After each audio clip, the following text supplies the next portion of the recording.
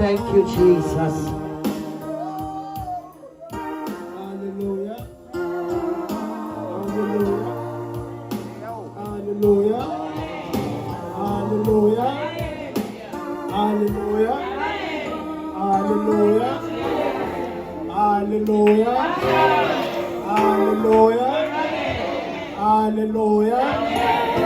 Hallelujah. Hallelujah. Sibulisa abantu abahlanjwe ngegazi. Hallelujah. Sibulisa abantu abenzela inceba. Bayibonga inkosi. Sibulisa abantu abathengwe ngegazi. Hallelujah. Hallelujah. Hallelujah. Ngicela abafundayo asifundele Luke chapter 23. Ixesha lamabanga insimbi yokuqala straight. Luke chapter 23 sifunda verse 34. Ancede nje okay manje sifundele sonke ixesha. Luke chapter 23 sisukuma sonke ukuhlonipha ukufunda kwezi. Luke chapter 23 verse 34. Ifunda ngolhlobo kapha ngesiXhoseni. Wathi ke uYesu bawo baxolele kuba abayazi into abayenzayo. Amen. Singahlala phansi. Sibulisa kumkhonzi kaThixo, sibulisa abefundisi bonke, sibulisa odade omama, sibulisa abantu abatsha, sibulisa indwendwe zethu, sibulisa abantwana abancinci, sibulisa umuntu wonke okhona egameni lenkosi uJesu. Amen. Kule ndawo sifunda kuyo ke ixesha lami linibambile. Kule ndawo sifunda kuyo istory sonke siyasazi, mayibonge ivangeli. Indawo apho yafika yaba yisenta. Mayibonge ivangeli. Indawo apho ekubeni ba izono zethu zingajongeki zilisikizi yaba yisenta. Molweni enkonzweni. Molweni enkonzweni. Now iverse ithi uYesu ulenge emnqamlezweni ungophakathi. Umnqamlezo wakhe uvele kunabo bonke ababini abasecaleni kwakhe. Libhada ngapha ngomnye ngapha. Mayibonge inkosi. Le ndawo sithetha kuyo indawo enzima kakhulu. Uthi bawo baxolele ngoba bengasazi isehlo okanye isenzo abasenzayo kuye.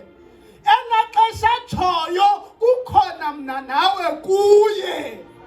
Yena akangomoni kodwa uthwele into yokulanda boni. Ukhona umuntu endimaziyo khona eBhayibhileni. Hallelujah. Ukhona umuntu endimaziyo lapha eBhayibhileni. Wayibona into yokuxolela umuntu ngoba engazi wathi nanku Thixo. Nanku Thixo kwanyanzeleka lo wayesesenta ezolanda mna nawe angabi nakwazi ukuhlala phansi. Hallelujah. Sayishiya kancinci le verse kancinci. Tani mina sihlale phansi. Ivangeli ifihlwe kakhulu elukolweni. Amakhaya ayaqhekeka ngoba umtyholi udle imbewu yokolo. Mayibonge ivangeli. Uthi uYesu eziva inhlungu, ebuva ubunzima, ekuvile konke kwenzeka emzimbeni wakhe kokubethwa ngesabhokhwe. Kodwa enhlizweni yakhe icebo uligcinile. Hallelujah. Hallelujah. Hallelujah. Alifundise kakhulu apha estorini. kodwa ndifuna sisikhumbuse kakhulu apha esitorini. Uthi ke ngokuYesu bawo bakolele. Ngelo xesha sisikhongwane ngapha, sisikhongwane ngapha, sisikhongwane ngapha. Yena uphi usesenta womnqamlezo. Ngicela uthatha le ndawo ebuhlungu la ngizoyithetha. Uqolo alufilishwa. Ngicela uthatha le ndawo. Uqolo lokuqolela aluzange lufilishe. Kodwa umnqamlezo waba yineli yokulanda abasomngcunweni wesono. Akalufilisha uqolo. Alabiyosiza nguye kodwa kwaba ngumkumkani woqolo. Mola moyingcwele. Mola moyingcwele. Mola somandla. Waba ngumkumkani woqolo. Hallelujah. Hallelujah. Uyabona amanye amatshejamba lapha ngaphandle awuthathe ngokumhlaba wokushumayela. Umhlaba basimisa intende kulanda umuntu kumkhosi obumnyama. Kwezinye sezindlu pha uyakwakhona uqhekeko. Inkonzo ziqhekekile. Amakhaya aqhekekile ngoba uSathane ulwile kakhulu nothi umuntu oshumayelayo. Phuthumani uqolo. Nabo bonke ubungcwele. Ekungekho namnye ungazuyibona icawa. Waphakama ngokuthixo ngoStefani inkosi. Hallelujah. Hallelujah. Akhatheka noba wazalwa ngereyiphu. Lona senza isenzo esibe bengazi. Akhathasekanga noba unezizathu zokuzathuza ukuthi ungaqoleli noma kwenza lonto beyenza ebengazi. Kodwa uKristu wamna wathi mnyumlomleli phakathi komuntu noThixo. Kuyinkosi uYesu. Akhathasekanga noba wenzelwe iyenenye baba babili bathathu bahlala bachopha kodwa uqolo. Uqolo. Uqolo. Abantu abangagcwaliswa inkumkani yoqolo, ngabantu abangamamkelanga umnikazi woqolo. Uqolo. Bathi bengapha behlekisa inoba bekile xesha langoku ndathi ababezithatha nevidiyo nesumsekelo. Babe wathatha namafoto. Uze usesiphambanweni. Kodwa wathetha into engathethwa kodwa wayithetha. Kumkani woqolo. Wathi bawo baqolele. Ngena xesha ubumnyama thina sobabini ubusibambile. Hallelujah. Hallelujah. Amakhaya aqhekekile ngoba uSathane akashumayeli. Kuyolandwa umuntu kodwa yena umile wesihlazo. Kanti ngapha kwehlazo uThixo usemva komuntu. Usikelelekile umuntu ofumene isithibelo sokusindiswa. Usikelelekile umuntu ofumene isithibelo sokusindiswa. Ivangeli ngaphandle koqolo alipheleliswanga. Kukhona abantu noma bame phambi kwakho uvisidi yobuhaha yebitterness nendawo asuka kuyo. Hallelujah. Kumkani mina ndizalwa ngutata oselayo. Zalwa ngutata oselayo. Zalwa ngutata oyangamfuni umkhuluwe wami. Kodwa kwanyanzeleka ukuthi mina ndingene egephini yokudibanisa ukuthi singabazalwa nguwe, ukuthi wena ube inqwelo yokuthi thina sibe imbewu ekhoyo.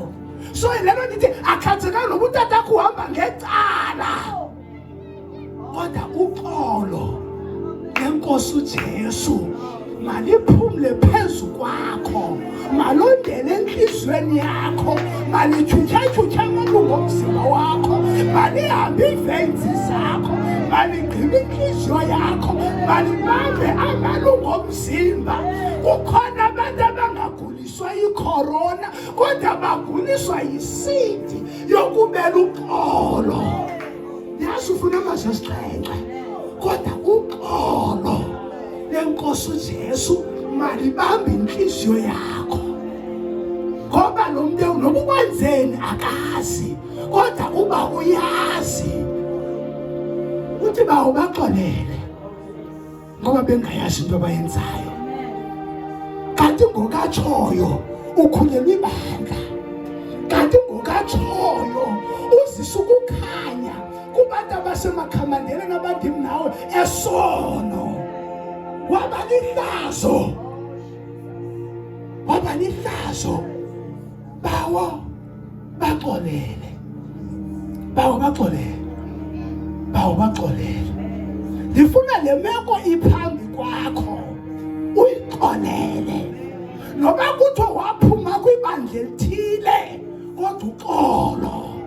Ndiyazi uba ndithetha nabantu abafuna into ethile, ngeke uyibone into ungakhange wenze uxolo. Haleluya. Ngeke ugcwaliswe ngamandla womnikazi woxolo ungakhange wavumela ukumkani woxolo uxolele ngaye.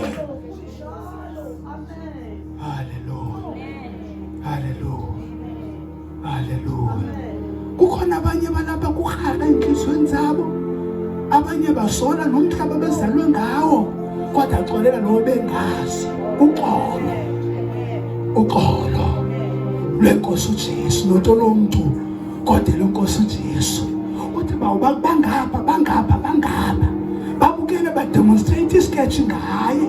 Kanti elaxesha ukumkani woxolo ubona kwindawo engabonwayo ngabo. Mayibonge ivangeli bawubaxolele nawe ungaxola kwindawo kuyo. Akhathekanga noba lo muntu wenza ntoni, noba ngunkosikazi wakho, noba ngumyeni wakho, noba ngumntana wakho, kodwa uxolo. Umanxele ugcwalisa kahle thina xa sigcwaliswe okwamkeleni isipho sakhe soxolo. Baxole enhlizweni zethu.